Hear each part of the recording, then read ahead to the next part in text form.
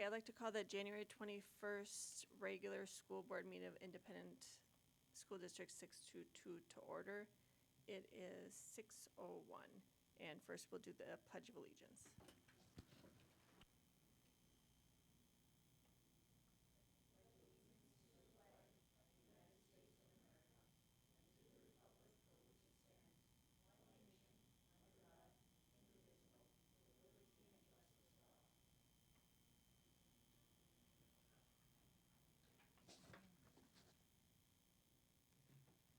Okay, next we need an approval of the agenda. Can I get a motion and a second to approve the agenda? Okay, moved by Navy.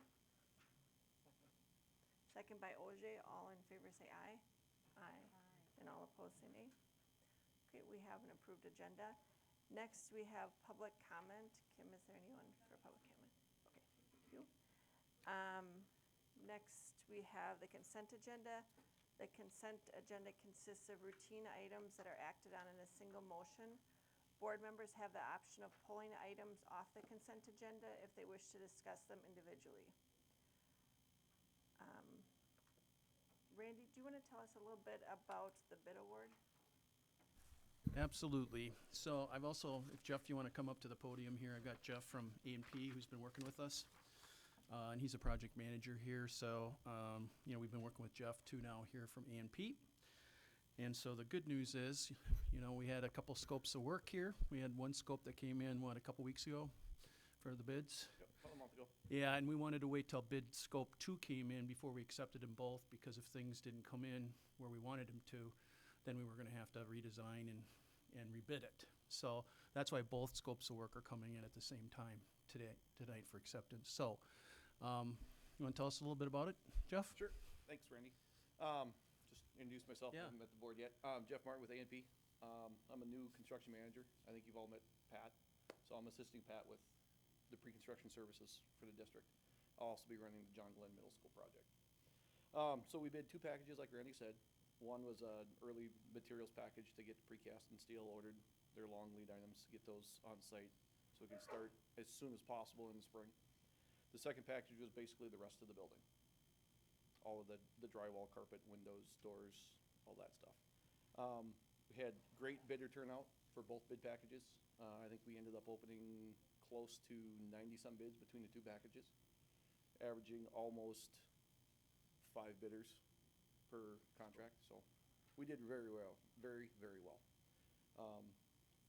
Per the letter that Randy put together in annotation, the total contract amount that we're looking for that project for construction is about $30,121,000 and change. I guess what else?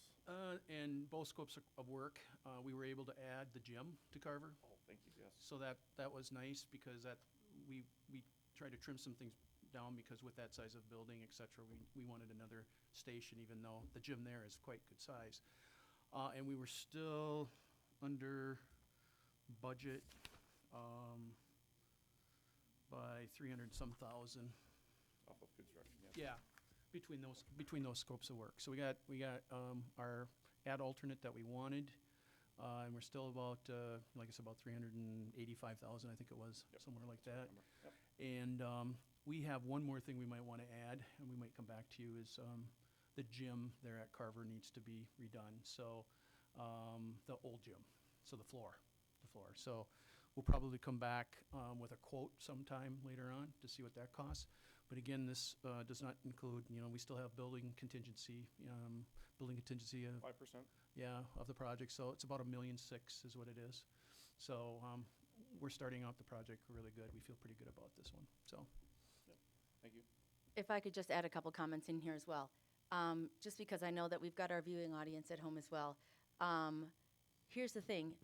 A 5% contingency means this is extra money we set aside for anything that might pop up that we don't have already in the budget, any plans that somehow, as we're getting into the work, we need to somehow budget for that we didn't pre-plan for. But in this day and age, to have projects come in under budget, bid them out and have them come back under budget is amazing. And I will tell you, our team has worked really hard on this. Worked really closely with our architecture firm on these things. We've been working with LHB on these projects to make sure that we aren't designing projects that are over budget. And as you may recall, because we're putting these projects out, the first projects in our phasing can't come in over budget because we won't have enough money for our high schools by the time we get done with all these projects. So I'm just going to put a huge thank you out to Randy, to our team, to AMP. AMP's been really good with us in helping us to really, hey, what is this really going to cost us? Help us work with our architecture firms, make sure that we go, hey, this actually is going to be, we think the going rate for this might be a little higher than we think or less than we think. I'm so proud of our team, and every single member of our team has challenged each other and worked through the process, rewritten proposals and details to try to make sure that we do not go over budget on these projects. And we're so proud of that, and just so grateful for your leadership in AMP, grateful for our leadership on our team, and for LHB in these projects for helping us make sure these came in on budget, and thrilled that they did. So just had to throw that out there because you hear in the news all the time about all these projects coming in over budget in many districts around us because the market is really in favor of construction workers right now, and the projects are expensive, and inflation in the construction industry, inflation is very high right now. So kudos to our team who's worked really hard to keep this on budget. So just had to say that. Bring it to our attention. So thank you. Okay, thanks, and thank you, Jeff. No problem. So this evening's consent agenda includes A, the minutes of the December 17th, 2019 business meeting, B, minutes of the January 14th, 2020 special meeting, C, minutes of the January 14th, 2020 work study session, D, routine personnel, E, bid awards, F, bid calendar, G, disbursements. So are there any items that anyone would like removed for discussion? No, okay. Seeing none, I'm looking for a motion and a second to approve items A through G. So moved. Okay, moved by Livingston. Second by Navy. All in favor say aye. Aye. And all opposed say nay. Okay, we have an approved consent agenda. Thank you.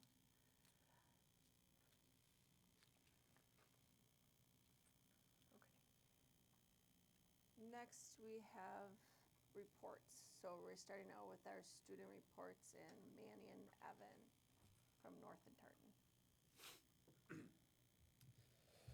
All right, so recently the Tartan BPA had their regional competition. That was back on January 9th. 21 out of 24 competitors qualified for the state competition in March. They had 13 students place in 2 or more events, as well as students qualifying in 3 events. These students are Cody Engstrom, Yupeng Mua, Anatone Nu, Nuki Vang, and Gaonu Yang, so kudos to them. Tartan speech team is also starting up this week, and they're expecting another successful season like last year. Tartan Nordic Ski has also been doing quite well as of recently, with many school and other records being broken. Junior Matt Crummel broke the school's classic ski record by 40 seconds at the Masabi meet, and junior Henry Peepgrass fell just 6 seconds short of breaking the school's skate record. They are competing at conference next week, and they're expecting either a first or second place finish. Tartan Theater is also getting close to opening their winter comedy, which is Shakespeare's 12th Night.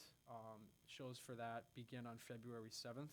And the All-Conference Music Festival was held last Monday with students from North and Tartan participating in the jazz band, the concert band, and the choir.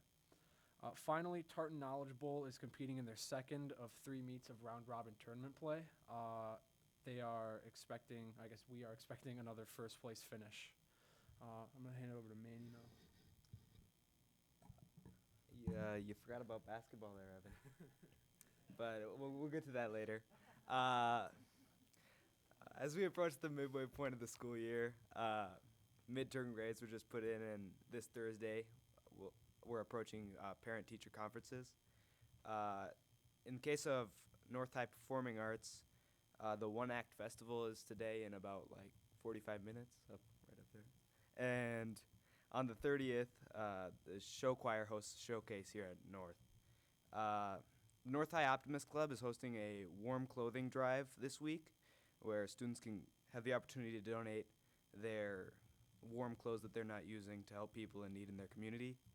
And now, in the case of North High basketball, they had a big win last week versus the former undefeated, former #1 team, the Tartan Titans. And uh, and in the case of North High DECA, they had 16 students advance to the future state finals, where they hope to qualify for national competition. Thank you. We'll see you guys on Valentine's Day. So, Manny, relative to the show choir, I understand that's quite a big deal. There's this regional competition, right, for the first time, and so, yeah, and so groups are coming from all over the Midwest to perform, and That one's on Leap Day, yeah, I believe. that's the one on the 29th, right? February 29th, Right, yes. and people can come in the evening, right? And from what I understand, there will be show choirs from the entire Midwest. It will be pretty phenomenal. And this is the first time ever North High has hosted such a high-ranking show choir competition. So for anybody locally who wants to see it, it might be a really amazing opportunity to see pretty high-caliber show choirs. Right. And shout out to Kim. On Leap Day. Yeah, on Leap Day. Shout out to Kim Allswager, is it right? She's the director, and they performed for the Rotary Club, and they just blew us away. They were just amazing.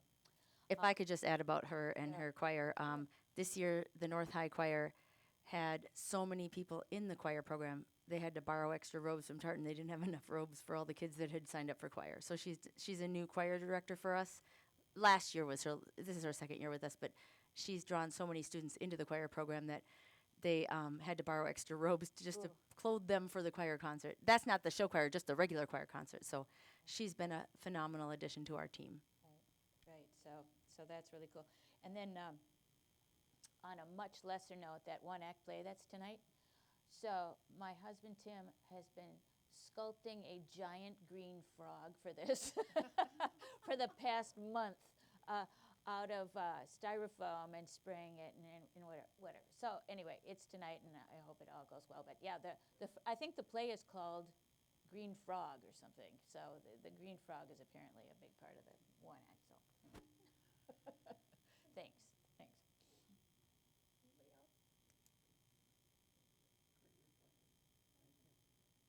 Manny, I'm a North parent, and so I'm happy for the basketball team too, but I know that Tartan likes to remind us of our football team when we get too proud of our. So anyway, yeah, that's fun. Okay, next on thanks you guys. Next on our agenda is Superintendent Tucci Osorio with the superintendent report. Sure, okay. I just have one major update for you. Last week we had our ribbon cutting open house at at Castle Elementary. Don't want to mix the two up. And I will tell you that it was an overwhelmingly positive event. Thank you to our board members who were able to make it there. It was far exceeded expectations. It was a packed house. In fact, so packed that we had to kind of take turns going down the hallways, which was amazing. Huge community turnout for not only our current families and community members, but many past students, former staff members, parents who used to be parents there. Teresa knows that story because you were part of those groups. And it was just really exciting to see all the people that turned out. What an event. And community leaders. It was just like nothing I've ever seen before. Very exciting. And with that, I want to just remind everybody that we have an upcoming open house ribbon cutting ceremony for Richardson Elementary School to look at all the new renovations that have happened there. That ceremony will take place on January 29th, and that will also be 4:30 to 6 p.m. We encourage anybody to stop by, whether you have ever worked at Richardson, been a parent or student there before, or if you've never been there before. Come and visit. And the former pictures of what Richardson used to look like are available on our website with our referendum campaign photos. We really encourage people to come and see not only what the new construction looks like, but what does our new model furniture look like in our elementary schools. because these two schools have helped us guide our planning for the next elementary schools that we're developing. And not only, they're not the perfect models because we've done surveys with the staff who work in these sites to say what's working, what's not working, what are some things we might change as we develop the next classrooms and sites that we're remodeling and learning from these experiences. But it's a really fun experience, and we encourage people to come out. Just a really cool opportunity. Again, I want to reiterate that we will have virtual tours available for people who can't come out in person. Those should be available within the next few weeks. So looking forward to seeing more faces coming out to see the new spaces.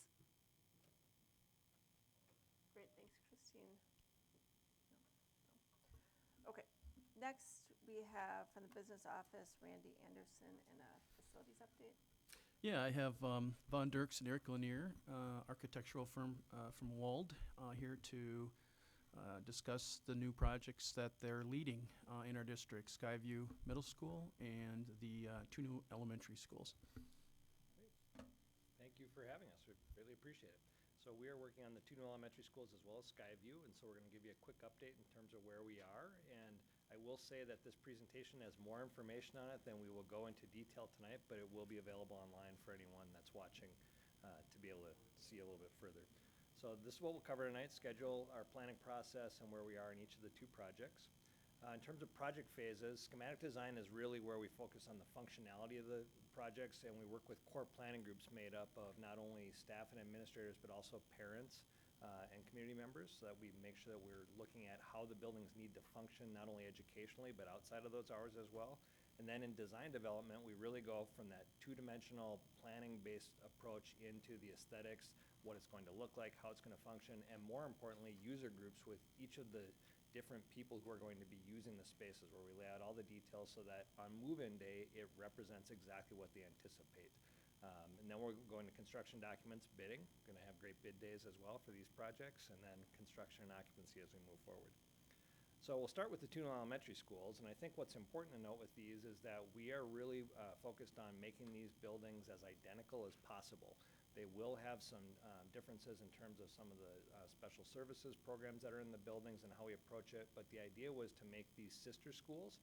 And so as we look at the layout of each of the buildings, we also have to compare it to the sites that they're going to go on to. Each one of these will be 5-section buildings with a 6th section of kindergarten from a capacity standpoint. So we spent some time with the district and administration looking at your enrollment projections to make sure that we understood how these buildings work, as well as the context of the rest of your elementary schools. We've been working on this since October. We are now currently in the middle of design development on these projects, and we're looking to have construction documents out by the end of May for bidding in early summer as we move forward. Occupancy of these is not until March of 2022, which is a very long construction time for these as we go forward. But that will align with your boundary realignments as well. So as part of the process, we start by taking the groups on tours, not because we're looking for the perfect building, but we have to develop a semantic with the group to say, here's the type of spaces you might see in new buildings, and we want to understand why they did or did not like them. And so we spend a lot of time addressing the why to write criteria with them. So we looked at buildings in Spring Lake Park, as well as Wayzata, down in ISD 196 and out Eastern Carver, just to get some broad representation of some different new elementary schools. Then that core planning group looks for input from their peers. They're not there to represent themselves. They're really stakeholders of the larger process. So they share that with their colleagues, their community members, and they bring back their ideas to the table to help us write criteria as we go forward. We also worked with one planning group as opposed to separate planning groups for the two elementary schools, and here's the names of the people that were involved. We met 7 times with them over the process, and really because we're trying to design the best prototypes for what your new elementaries could be, we didn't want them to be very, very specific to this neighborhood or that neighborhood. We wanted them to work in the larger context, which got us into some great discussions with the group as we went forward. So we divide the group really, we help them write guiding principles and criteria. And the example of a principle would be you could judge that statement by letter grade, if you would. You know, does it get an A or does it get a D in terms of how well you do it? So things like the building should be safe and secure while also feeling welcoming and inviting for students. That's got a long range of what it could or couldn't be, but that will come as part of the design as we go forward. And so you can see some of the different principles that we went through there with them. And then criteria is that's much more objective, and so you can look at that as pass-fail. And this is really the adjacencies, how the space needs to lay out. this room should be next to that room and helping us understand the why behind that. So for example, after school hours, the gym, cafeteria, performance space, and portions of the media center may be accessible for events. So that gives us an idea of where the building needs to lock down from a security standpoint so the community can use it after hours. How the bus traffic comes in, where early childhood students are going to enter the building as opposed to during the day, and how parents will access that site. So we have a lot of criteria that this becomes the rules for how the diagrams lay out. And we believe it's important to work on criteria because it really defines educationally how you want those buildings to function. We don't get into with the group, for example, energy efficiency and performance, because we know that that's something that has to be built into the projects. That's something we work on. And so we try and keep them focused on broader picture items like how it's going to work. So with our two sites, starting here, you can see the footprints of not only the new building layout, which looks like a couple of Ks there, but also the existing building, because the existing buildings need to stay in occupancy during the construction of this, and so we have to have a phased plan for after the buildings are built and we move into occupancy, how the existing buildings are demolished and the site's repurposed in those areas. Both sites are relatively flat, but one's got some heavy wooded areas that we're dealing with, and the other one has some existing rain gardens that we're dealing with. We're also meeting with each of the cities in their respective areas to make sure that we're aligned with their programming initiatives. And this is the current schematic design of the building. And as I mentioned, it looks sort of like a modified K there. What we looked at was not only how the grades would have extended learning environments and personalized learning areas outside the classrooms that would function, but also considering years where they're not a perfect 5-section. You might have 6 sections of first grade, for example, one year, and how would they function in that space. We talked a lot about how the spaces open up onto each other, how those spaces would be collaborative, and especially how our special education students would both have not only areas that are higher focus, but also the ability for direct pullout and adjacency, the ability for students to work in all different sizes. We talked about our specialist areas, how you access the cafeteria, how the gym space works as well. And so these are the functional floor plans in the schematic diagram of the building. At the next phase, we'll start to take that from 2-dimension into 3-dimension as we go forward. And so we started working a little bit with massing in the building to understand where the high and low areas are. This gives our engineers a little bit of guidance in terms of mechanically how they'll start to approach this space and how the building will function and lay out. As we move forward, the plan loses those colors in terms of overall plan because we're now moving into user group diagrams. And so as I mentioned, for every single space in the building, we've identified with the district who are the key 3, 4, 5 people that are the main users of the space, so they can lay out everything from, for example, how the lights work in the space, where are the light switches, where's power going to the room, what type of furniture do we anticipate, what type of cabinets are going to go in the building, are there specialized equipment that we're talking about. And so it gives us an idea of the functional layout so that it really conforms to what they want to do, and we push hard on is this what you're doing for today or what you're going to be doing for the next 20 years, so that we can think through the spaces and plan in that flexible concept into the design. At Skyview, again, project overview, this one's a little bit different than that as opposed to a new elementary school, which is, it's easy. New buildings are, you don't have existing context. With Skyview, we have to convert it from a K-8 into a new 6-8 building, and so we have to think about what areas are going to be renovated, what stay as is, how do those additions work on the site. This one's a little bit later. Construction documents go through June, but again, bidding in the summer, and we're anticipating 2 summers worth of construction at that building, as well as maybe some phased occupancy construction during the year, as long as we have a strong disruption avoidance plan. So similar process here. Our core planning group went and toured 3 different middle schools, a new one down in Mankato, Prairie Winds Middle School, as well as 2 renovation and addition projects, one in New Prague and one in Owatonna.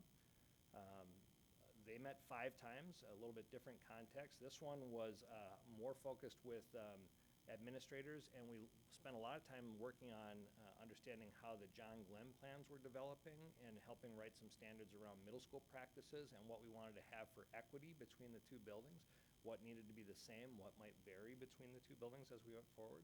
And from there, we started with our guiding principles and our criteria again with that group. So a lot of information here. I realize I'm going through this pretty quick, but I want to get to the floor plans and help answer any questions we have going forward. So a very similar process with criteria here, however. As we're working on criteria for the building, we had to put it in context of, is this possible or not possible within the building? We wanted them to think of it as a blank canvas, and when we went and looked at the plans, we brought back here's something that may be difficult to achieve.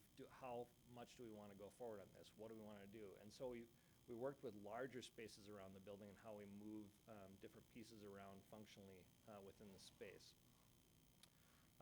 So this is the diagram of this building at this point. This one is, as I said, just finishing up schematic design. We looked at this building and said, do we want to design specific 6th grade, 7th grade, and 8th grade houses, or do you want to have the flexibility that depending on how you want to program the building that year, you might move students around? We considered where the bus entrance came into the building, where pinch points were. That was a big part of our discussion, is how circulation patterns worked within the building, what the media center would want to look like in comparison to what the new John Glenn Media Center would be. And so we have a large addition at the front of the building where we'll be moving the office out to the front, creating a secure vestibule, moving some of our student services across from the entry in that point, and then moving our exploratory spaces more towards the center core, creating a new student services special education center where the current shop spaces are, and moving music a little bit further into the core to create our specialists around those courtyard spaces. We're also going to make some changes to the courtyards that make them a little bit more functional for educational purposes during the day as we go forward. And so right now we're in the process of running our cost estimate on this building with A&P to make sure that the scope that we're providing is still within the budget. And from there we'll move into user group drawings as we go forward. So right now our core plan group meeting, we just finished up the last round of that. We feel like the plan is solid, and we're scheduling our user group meetings as we go forward for next week. And that is really the two projects right now. We feel that we're staying true to the referenda scope, the square footage allocations, and the budgets, and we feel very strongly about where these projects are, and we're excited to take next steps. If I could add a little comment on to what Vaughn's presentation. First of all, I just want to reiterate how amazing it has been for us working with Wold. Talk about efficiency, strong communication. We're really grateful for your leadership in that regard. I just want to bring up one little piece. We went over this really quickly, and I know we talked about this at our work session, but that picture that the elementary schools designed like a K, modified K, one of the really cool things about that is that it's really cool, innovative design in that there is no room that doesn't have outside windows, pretty much, other than your media center maybe. But I think that's really innovative design. Everybody we know knows about the importance of natural lighting, and not only do our teachers really value it, it's so important for our students and learning day. And I think that's just a really interesting design and way to grab that natural lighting for every single classroom space. So I just wanted to highlight that. It looks kind of interesting design, but how creative. So had to point that out for anybody who happens to be viewing from home. That's a really cool design model. One other item. We're big believers, especially as we tour buildings, on how can we make every space educational and minimize the amount of corridors we have and still make the building function. So this is the main entry coming into the building, and really this is the only hallway in the building, this small area that goes from the main entry to the bus entry in the back. Everything else, the media center is sort of an organizational hub for the buildings, and all the other circulation space is direct pull-out space right adjacent to the classrooms. Even this hallway that looks like it's a hallway going back to our music and to our gym spaces is actually open to the cafeteria. So it's just a tiny little link off the back there where you come in. So almost every space within the building is really maximized for what it can be for both community use and educational use. And really reduces transition time when you need to get from point A to point B, which is a really cool design feature as well, which we appreciate as well. So Try was just pretty had insistent. to bring that up. So we really really are enjoying this process.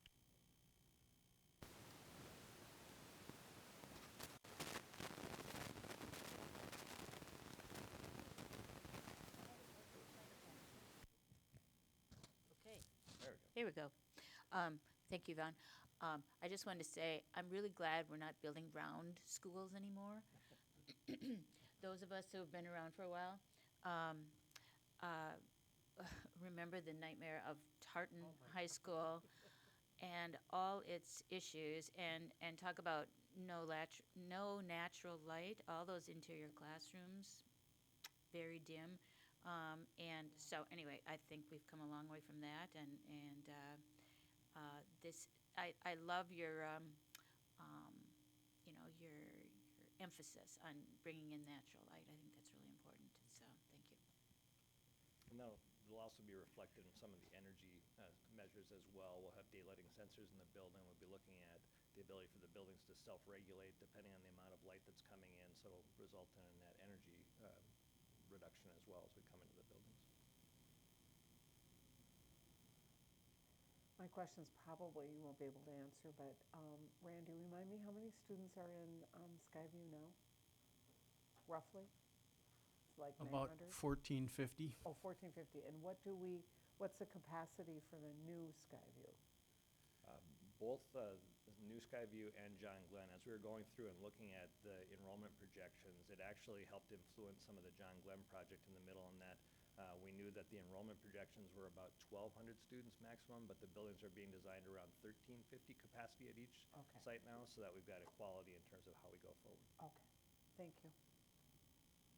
And the elementary schools are also planned for expansion. Should your enrollment grow, we want to also master plan how does that happen in the future. And so it doesn't show on this diagram, but both the site and the buildings have been planned out for how you would add classroom spaces and specialist spaces easily in the future. We've got utilities brought out to those areas so that in the event that that does happen, you're ready to go.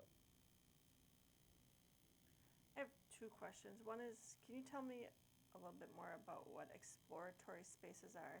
And then can you also tell me why are you doing them identical? The two buildings identically? Part of the reason for the new buildings being identical is really trying to get at what is the best layout and design and not having one school designed one way, another one designed the other way. Some of it is to illustrate more of a district continuity as opposed to this one looks this way and this one looks that way. From a material standpoint, as we get into the next phase, they will be different. They'll have a similar look. You will want them to feel like they're siblings, but at the same time, the materials and the colors will be different within the buildings. And we did ask that of the administration when we went forward in terms of how do you want to approach this? What do you hope to achieve in terms of your culture and your equity and efficiency in terms of how we go? And what the first question again, remind me? Oh, the exploratory spaces. And I think we're probably talking about the extended learning environments and how you break out from that area. One of the things that we spent a lot of time discussing was the fact that lecture-based instruction, or sometimes called the sage on the stage, where the teacher is just delivering information, that 30-to-1 ratio, is certainly one style of learning, but it doesn't encompass everything. It doesn't work for the groups that are maybe 4 students working with a pair or with a volunteer in terms of other activities, and how that works during that hour of instruction. For example, you might have some groups working directly outside those classroom spaces. In the areas adjacent, you might have some groups working inside the classrooms, and so through a combination of the architectural design as well as the furniture that you use in the space, it gives you a much wider variety of that 1-to-1 ratio, the 4 students to 10 students working together, or the 30-to-1 ratio, as well as some space in the building through operable walls and how they're paired together to go 60-to-1 or 90-to-1 as we move forward. So it's really looking at the variety of ways that students can learn and that instructors can work with them. And think of these buildings as not identical twins, but fraternal twins.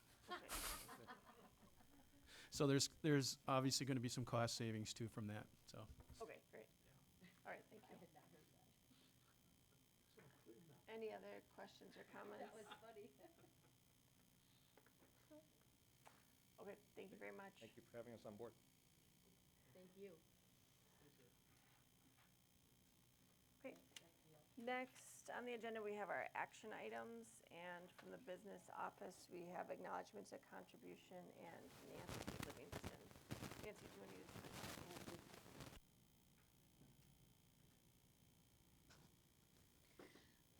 Thank you, Michelle.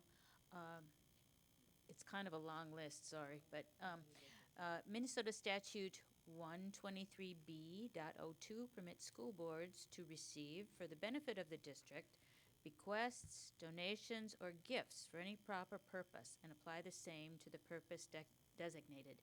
In that behalf, the board may act as trustee of any trust created for the benefit of the district and for the benefit of pupils thereof. Therefore, the Director of Business Services recommends the following resolution. Be it resolved by the School Board of Independent School District 622 that the school board accept with appreciation the following contributions and permit their use as designated by the donors. So the first long list of donors is the, all the donors are donating to the Meals on Wheels program. So I'll just read the name and the amount, and these all are for Meals on Wheels. Diana Crenshaw, $50. KB Services, $500. Richard and Leanne Sepola, $100. VFW Post 1350, $100. Catherine Langness, $200. Julius and Darlene Low Perspect, $25. Kathleen Johnson, $100. Randy Edmondson, $25. Cindy and John Trembrell, $20. Diane Donatel, in honor of Jack Werner, $50. James Fitzpatrick, in memory of Gigi Fitzpatrick, whom we miss terribly, $1,000. Nancy Johnson, $50. Jerry and Maggie Hanson, $100. David and Christine Anderson, $50. Phyllis Kish, $50. Graphic Options LLC, $50. Gerald Evans, $50. Timberly Tushido, $50. Lori Ruthmund, $30. Judy Steenberg, $25. Kristen Nelson, $250. Jen Financial Management, $50. Teresa Falconbridge, $50. Teresa Auger, I know her, $50. Pam and Dan Norton, $20. Patrick and Cheryl Gispers, $200. Anonymous, $100. Ronnie Dornfeld, $38.81. Knights of Columbus, $300. And this one is for the Meals on Wheels refrigerator, Sharon Marlowe, $50. Okay, now we're going into a shorter list of donations to different causes. Bobby and Gregory Bigwood, $2,000 for Tartan High student needs. Carrie Nadu, a microwave for the Cowan Staff Lounge. St. Paul Firefighters Local 21 Union, $1,000 for the Tartan Knowledge Bowl team. Tool Tolerance, $750 for North Robotics. Jeffrey Schall, an ADCOM stereo, an amplifier, and preamplifier for the Tartan Band. Office Depot and Office Max, school supplies for Weaver Elementary. Shelby Kirsten, gift cards from Cub for the Oakdale Elementary families in need. Kevin J. Curtis, 14 children's books for the 622 elementary buildings. And finally, Sue Singh, $25 for the adult 622 enrichment senior program. So this brings our total fiscal year 2019-2020 monetary contributions to $76,956.54. So I'd like to move that resolution. Thanks, Nancy. So moved by Livingston and second by Auger. All in favor say aye. Aye. And all opposed say nay. So again, thank you very much to all those donors. Next on the agenda, we have the approval of our 2019-2020 budget revisions, and Randy Anderson. We've done our first round of budget revisions, which we discussed at our last work session in January for all the funds. And so with that, we went through and updated all the revenues and all the expenditures so we can start our planning for 2021. And so with that, I would recommend that you approve that list as follows. Okay, any comments or questions?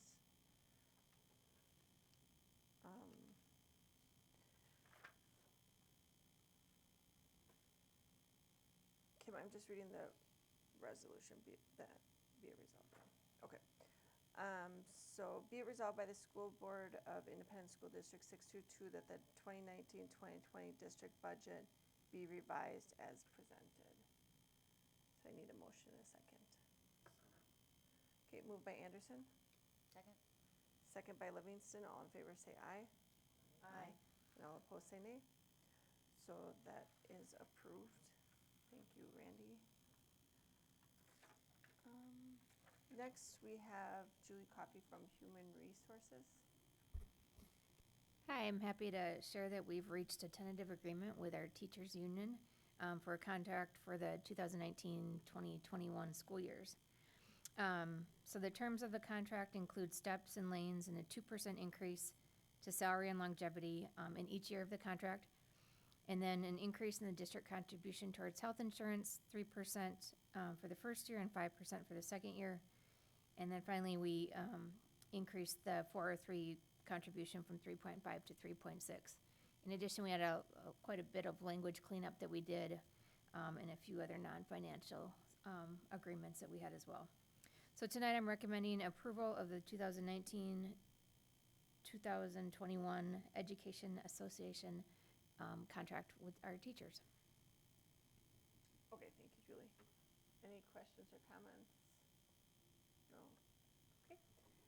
Be resolved by the School Board of Independent School District Number 622 that the 2019-2021 North St. Paul Maplewood Oakdale Education Association Master Agreement be approved.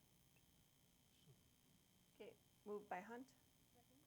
Second by Navy. All in favor say aye. Aye. And all opposed say nay. Okay, that is approved. It always feels good to have a settled contract. Thank you, Julie, and thank you to everyone who worked on that. Next, we have Superintendent Christine Osorio with a revision of the 2019-2020 school calendar. Yes, thank you. Tonight, we are proposing a revision to our 1920 school calendar, which is our current school year. And you may recall that this is something we've done in recent years, pretty much every year in recent years. It's a revision to our calendar. We're proposing to make March 24th, 2020, this current school year, a day for just 10th and 11th graders only, with an early release of a 1:30 at the high school level in order to make accommodations for our best MCA and ACT testing environment. This is the same plan that we had in place last year, which would mean 9th graders and 12th graders do not come to school this day. And the reason for that is there's a lot of requirements in place for both MCA and ACT testing that require no bells those days. You can't have the bells interrupting the schedule. You can't have noise in the hallways. And you need to have really, really kind of solemn testing environment spaces for those students. And so we're proposing for this date to take place on March 24th of this year. The reason we often make this edit later after our calendar's already been adopted is because we often don't have that state testing date at the time our original calendar is adopted for a school year. So much like previous years, we're proposing for this date on March 24th of this year. Great, Teresa? Christine, can you remind me, for those students that don't attend, is that, does the MDE, are we in that, are we still compliant, you know, like if we had snow days, would we ever have to separate that class of students that would have less days? So those hours, we do have to add up the total number of hours in attendance for all students. And so those days do count against us in terms of total attendance hours. We have explored lots of different options. Options have included, could we send the students somewhere else to take that testing? Could we include some sort of an e-learning day for the students who maybe are not taking the test? The problem with that is so many of the teachers who would administer the e-learning day are administering the test to the students who are in class. We simply, at this point, don't have a teacher staff load to do what could maybe be considered. And right now, the way the state statute works for e-learning days is they have to be weather-related. Okay. I would anticipate in the future there might be a workaround with that, but right now, yes, those days for 9th and 12th graders do count against us in terms of total hours attended in school, and they are built into our accountability for how many hours we attend school before we need to make up a snow day. And do the staff for the 9th and 12th graders, do they get to stay home? Are they? Oh no, all staff report to school that day. Okay. And And the way it works, staff who teach ninth and 12th graders, the way schools work, they typically don't, you're not usually just a ninth grade teacher or just a 12th grade teacher. Usually you teach students at all levels in your day anyway. You're part of the testing community for those 2 days if you are in school those days. So there's not generally just ninth grade staff or 12th grade staff. If you're an English teacher, usually you're an English teacher that serves different grade levels anyway. You're part of the testing community. Yes.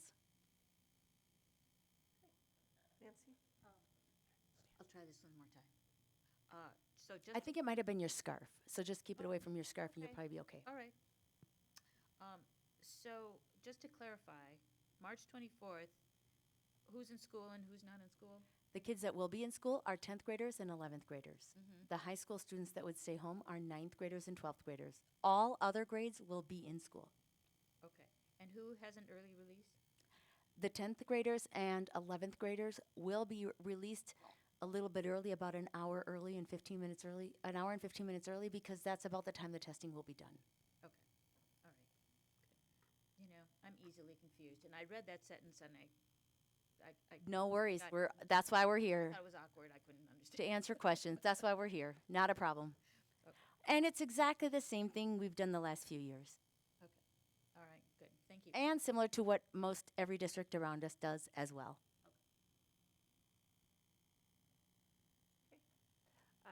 So be resolved by the School Board of Independent School District number 622 that the 2019-2020 school calendar be revised to reflect March 24th, 2020 as a school day for 10th and 11th graders only at the high school level with an early release for the purpose of MCA and ACT testing. So I need a motion and a second to approve that. Moved by Ogier. Second. Second by Livingston. All in favor say aye. Aye. And all opposed say nay. So that is approved as well. Thank you for that. All right. Next we have, for the school board, we have to set February 22nd, 2020 board retreat agenda and designate a meeting room. So we have set a date and time and general location for the retreat, but we need to set the agenda and designate our meeting space. Let's see. So that the February 22nd, 2020 retreat, which begins at 9 a.m. and ends at 2 p.m. in Conference Room 202 of the District Education Center, include the following agenda items. 1, MSBA Board Self-Evaluation Summary. 2, Board Check-in. 3, Equity Work. 4, Policy 536, which is Service Animals in Schools. 5, Online Learning. And 6, Superintendent check-in. So can I get a motion and a second to approve that meeting? Moved by Navy. Second by Anderson. All in favor say aye. Aye. And all opposed say nay. Okay, so that meeting is set. And then for MSBA, we are looking at a resolution for local control. Christine, do you want to say anything about that? So as you know, MSBA, Minnesota School Boards Association, is an organization that is a collective professional development group for Minnesota school boards across the state. It's also an advocacy group, and they put together collective issues across the state and put together their legislative agenda each year. This year, the Minnesota School Boards Association has made it a priority to focus on issues surrounding increased funding, school safety, mandate the reduction of state mandates that don't come with funding. And so one of the things they have prioritized is focusing on local control during this upcoming 2020 legislative session at the state capitol. And they are asking local school districts to help them reaffirm the importance of local control in our school districts and communities. And they have requested that our local school board present a local control resolution. And so that resolution is here for your approval. You all discussed this at your January 14th work session, and it was decided you all had agreed that you were going to bring it forward tonight for your consideration. So you have that resolution here before you this evening. So any discussion on the resolution? If I could just add something here. part of our discussion at the work study session that we recently had, I just want to reiterate, we all had a discussion and conversation about the fact that the state often wants to put forth state statutes and guidances with the intent of trying to also create some supports and systems of support and accountability for the state. And at the same time, local control is something that we also value as well, particularly when there are state mandates that come out without any kind of funding to go along with them. And so I just want to not just simply say that this is a school board that's had this discussion without, or that this is a blind approval of something that was brought to you from MSBA, that you did have a discussion about this and really considered, you know, the tenets of this kind of a proposal before you're bringing it forward for your own approval. And so it's just important to acknowledge that it was something that you discussed before you're deciding whether you're going to agree with any organization that recommends school boards adopt this or do that. I think it's important to note that as a school district, we don't blindly adopt anything that MSBA or MASA or AMSD or anyone sends our way. We do have discussions and considerations. And this is a school board vote, it's not a superintendent vote, but you did have a conversation about it, and it's a decision that you guys made with discussion. So just wanted to bring that up.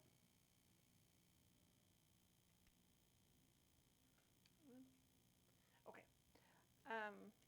I think just, I'm gonna say for my part, ever since I've been on the school board, it's been clear that most school boards are, I think all school boards would like to see local control. So I feel like this is kind of a no-brainer for school boards, and I guess the MSBA wants us just to show solidarity with that position, is my understanding. So I'll read the resolution. Be it resolved by the School Board of Independent School District Number 622, North St. Paul, Maplewood, Oakdale Schools, supports local decision-making authority and opposes legislation that restricts the ability for locally elected school boards to respond to the needs of their district students and communities.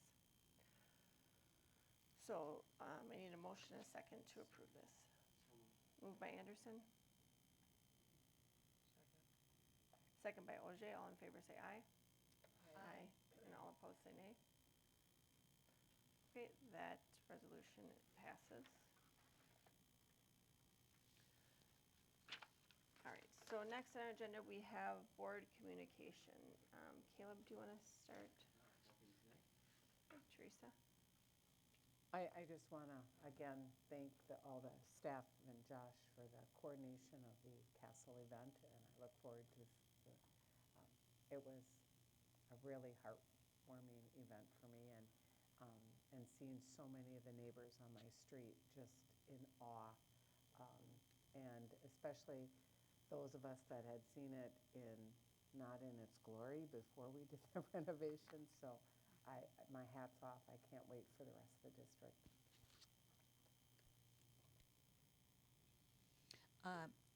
I just wanted to congratulate Christine for an outstanding speech at the Maplewood State of the City lunch. It was one of 5 presentations she made last week.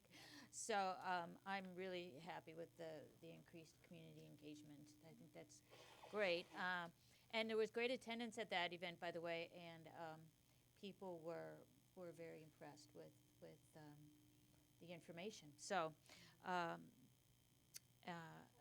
I wanted to make that point, and then I wanted to say that you and Michelle also did an excellent job at the MSBA convention on last Thursday, talking about our inclusion policy. And a lot of districts are looking to us and thinking we're very brave to have passed that policy. But anyway, we were happy to share with them our journey. Thanks, Nancy. Steve?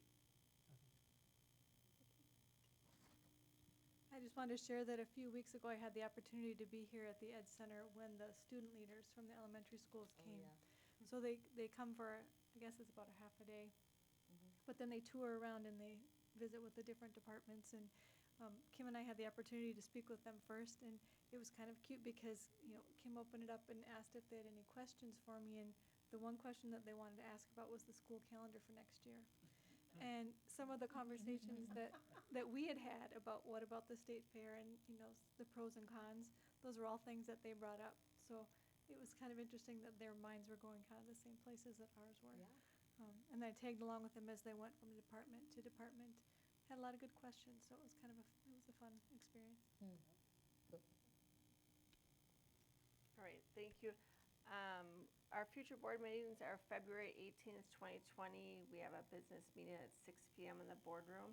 And then February 22nd, 2020, the board retreat from 9:30 to 2 PM in room 202. And with that, if there's nothing else, I'll ask for a motion, a second to adjourn the meeting. Okay, moved by Navy. Second by OJ. All in favor say aye. Aye. And all opposed say nay. Meeting is adjourned. Thank you.